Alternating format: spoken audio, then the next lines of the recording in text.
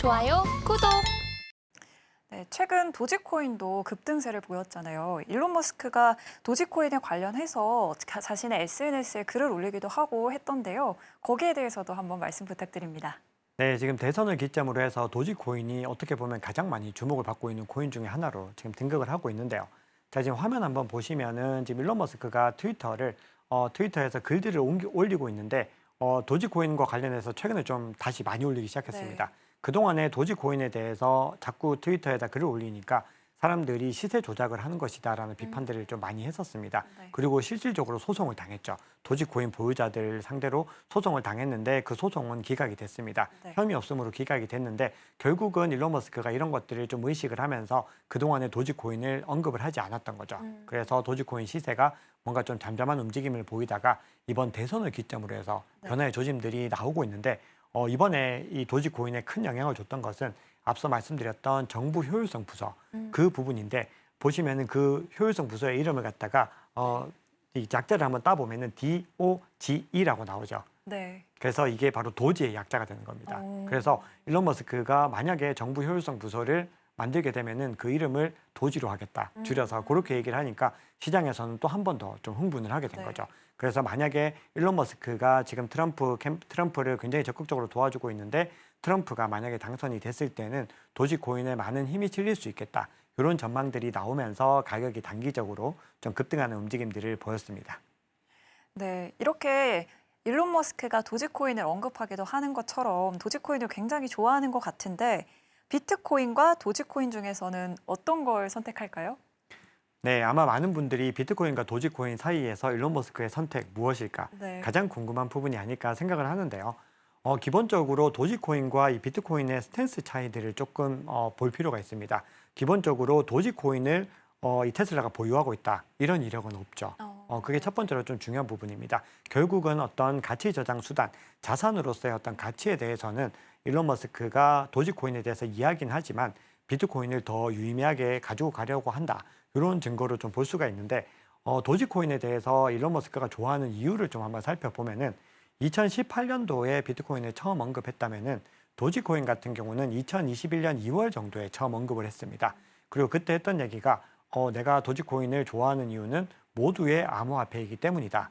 이렇게 이야기를 했고요. 그 이후의 인터뷰에서는 내가 도지코인을 좋아하는 이유는 너무 재밌기 때문이다. 이렇게 얘기를 했습니다. 네. 그러면서 고양이도 있고 아니 강아지도 있고 고양이도 있는 이런 어떤 밈들이 본인은 너무 좋다라고 하면서 이 도지코인을 지지하는 이유를 얘기를 해줬는데요.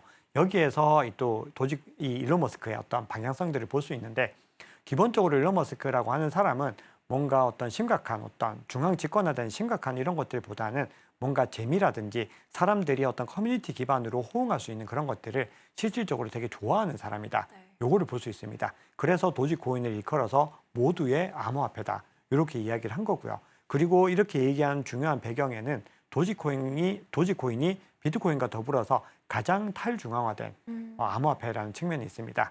지금 완전히 커뮤니티 기반으로 이게 설립자가 떠난 지가 굉장히 오래됐습니다. 네. 계속해서 도지코인이 그렇게 운영되다 보니까 네. 일론 머스크가 그런 측면에서 굉장히 좀 선호를 하게 됐다는 거죠.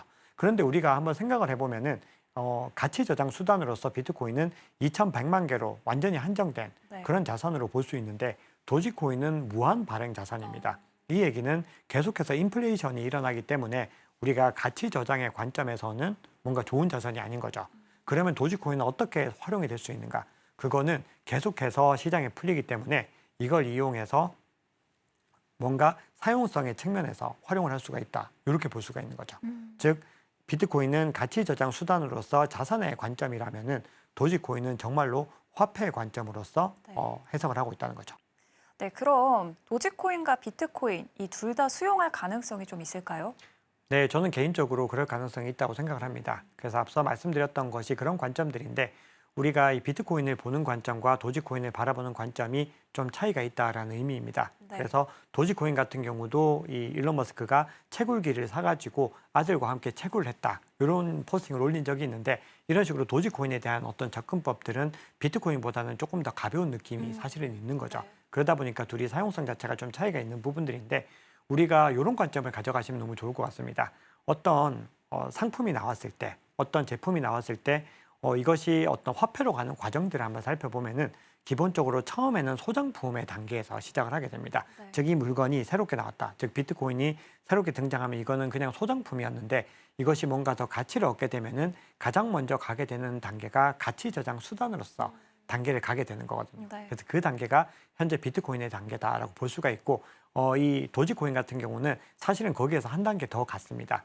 가치 저장 수단보다는 이 결제 수단으로서 실제 어떤 화폐의 관점으로서 더 한 단계 더 간 거죠. 그리고 이것이 더 많이 상승하게 되면은 회계 단위까지 가게 되는데 우리가 투자의 관점으로 봤을 때 이 두 개 단계, 즉 결제 수단과 가치 저장 수단 단계에서 어떤 것들이 더 좋을지 생각해 보면은 가치 저장 단계일 때가 더 값어치가 있겠죠. 왜냐하면 이걸 계속 가지고 있으면은 금처럼 가지고 있으면은 가치가 올라간다라고 하는 개념이기 때문에 그런 관점에서 봤을 때는 기본적으로 어떤 가치 상승의 관점에서는 비트코인 쪽에 조금 더 무게감을 실는 것이 좋지 않을까 그렇게 개인적으로는 보고 있습니다.